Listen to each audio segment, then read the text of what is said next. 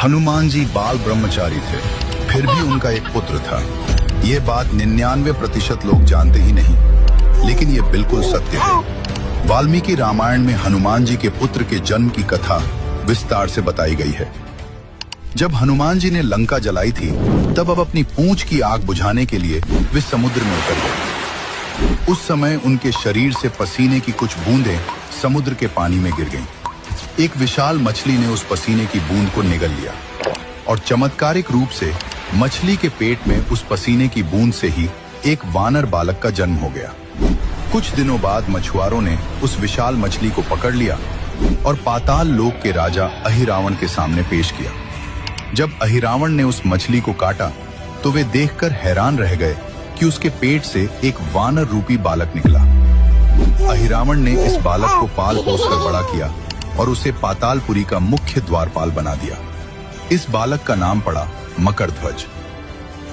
दोस्तों, आगे बढ़ने से पहले इसे लाइक करके कमेंट में जय बजरंगबली जरूर लिखें और पेज को फॉलो करना ना भूलें।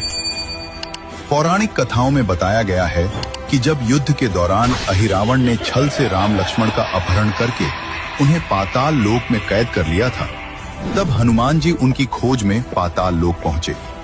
वहां 7 द्वार थे, जिनमें से 6 द्वारपालों को हनुमान जी ने आसानी से पराजित कर दिया।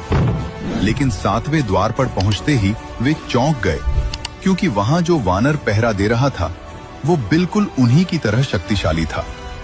हनुमान जी ने उससे पूछा, तुम कौन हो और बिल्कुल मेरी तरह क्यों दिखते हो? तब उस वानर ने उत्तर दिया, मैं परम पराक्रमी हनुमान का पुत्र मकरध्वज हूँ। ये सुनकर हनुमान जी स्तब्ध रह गए और बोले, ये कैसे संभव है?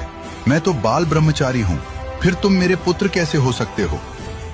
तब मकरध्वज ने विनम्रता से अपने जन्म की पूरी कथा हनुमान जी को सुनाई।